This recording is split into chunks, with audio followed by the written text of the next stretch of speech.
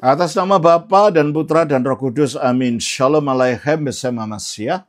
Selamat bertemu kembali saudara dengan saya, Episkop Daniel dari Nikopolis, pendiri dan pemimpin dari Gereja Ortodoks Indonesia.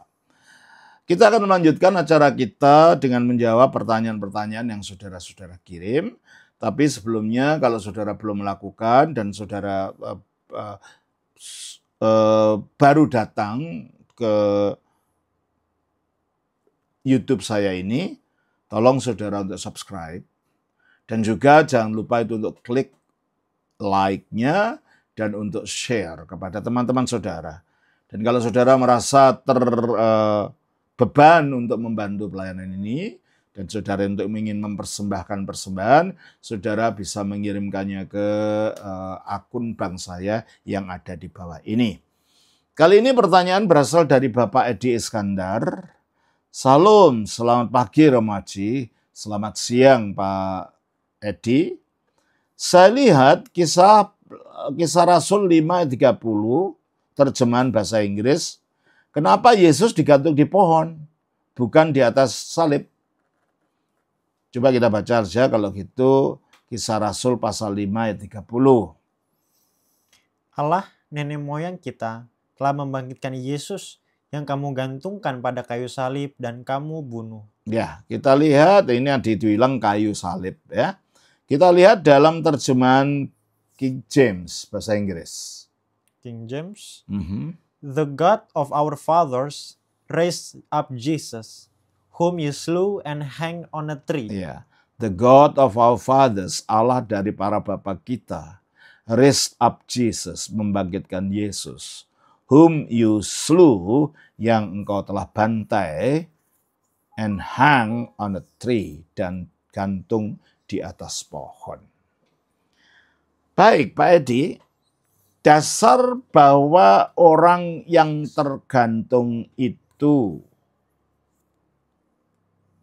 adalah orang yang mendapat hukuman dari Tuhan, itu terdapat di dalam kitab Bilangan, yang aslinya bunyinya begini.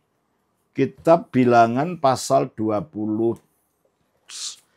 Sebentar. Kitab Bilangan pasalnya yang ke-20.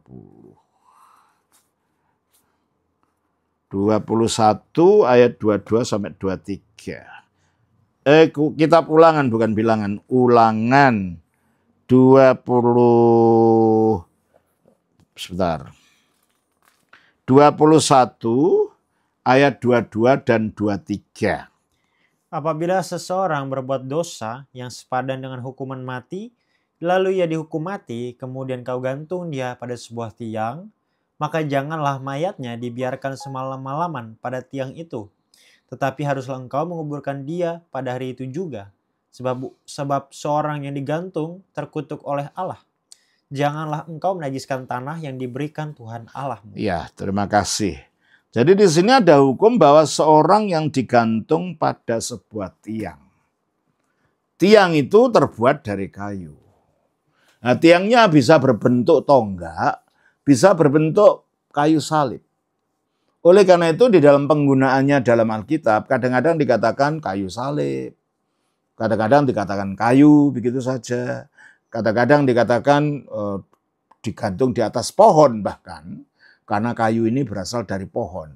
Jadi hal-hal yang menyangkut kayu, menyangkut pohon, yang menyangkut bentuk daripada tiang ini, itu seartinya sama saja. Kadang-kadang mereka menggunakan yang lebih umum ya, pohon atau kayu salib.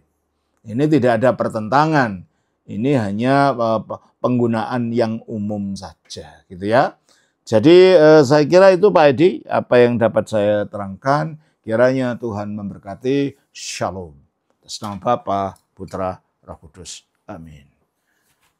Kalau gitu.